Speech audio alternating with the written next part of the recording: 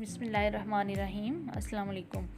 आज हम आपके साथ पिज़्ज़ा की रेसिपी शेयर करने जा रहे हैं जो कि तंदूर में बनाया गया है और बहुत ही मज़े का पिज़्ज़ा आज बनने वाला है। तो आपने हमारी वीडियो को एंड तक ज़रूर देखना है।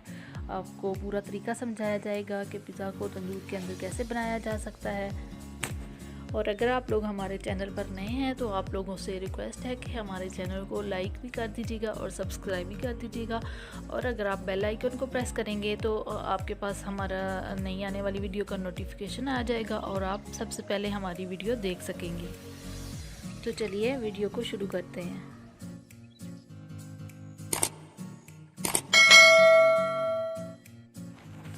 पिज़्ज़ा की और पिज़्ज़ा डो बनाने की रेसिपीज़ हम पहले ही आपको बता चुके हुए हैं। तो आज हम आपको सिर्फ तंदूर में पिज़्ज़ा कैसे बनाया जाता है सिर्फ वो तरीका बताने जा रहे हैं। इसलिए हम आपको पिज़्ज़ा की मुकम्मल रेसिपी नहीं बता रहे। लेकिन अगर आपको पिज़्ज़ा की रेसिपी चाहिए और पिज़्ज़ा डो बनाने की रेसिपी चाहिए तो आप लोग डिस्क्रिप्शन में जाकर वहाँ हम लोगों ने लिंक दे दिए हैं। तो आप वो लिंक खोल के तो वहाँ पे अपनी पसंद की रेसिपीज़ को देख सकते हैं। और अगर आप बग़ैर चीज़ के पिज़्ज़ा बनाना चाह रहे हैं, आपके पास चीज़ नहीं है, चीज़ के बग़ैर पिज़्ज़ा बनाना चाहते हैं तो उसकी रेसिपी भी हमने डिस्क्रिप्शन में दे दी है। पिज़्ज़ा तैयार हो चुका है। अब हम इसे तंदूर में बनाने का तरीका आपको बताते हैं। तो सबसे पहले हमने इसका फ्लेम ऑन कर लेना है और इसके दो चूल्हे होते हैं, एक अंदर वाली साइड पे है और एक बाहर वाली साइड पे है। बाहर से भी ये गर्म करता है और अंदर से भी गर्म करता है। तो हमने दोनों चूल्हे इसके चला दिए हैं और इसकी जो आंच है वो हमने तेज़ रखनी है। शुरू में हमने तेज़ रखनी है ताकि ये अच्छी तरह से पूरा जो तंदूर है उसको गर्म कर दे। अब हमने इसको ऊपर से कवर कर देना है ताकि ये पूरी तरह अच्छी तरह से गर्म हो जाए और इसको हमने तकरीबन 10 मिनट तक रखना है। तो उसके बाद हमने इसका ऊपर से ढक्कन जो है उतार देना है और फिर इसकी आंच जो है वो हल्की कर देनी है।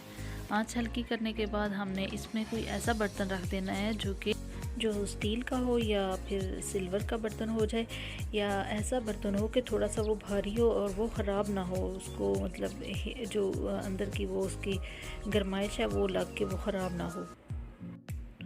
उसके बाद हमने पिज़्ज़ा जो हमने बनाना है वो उसके ऊपर रख देना है और उसके बाद दोबारा से हमने इसको उसका ढक्कन दे के इसको दोबारा ढाँप देना है, कवर कर देना है, ठीक है।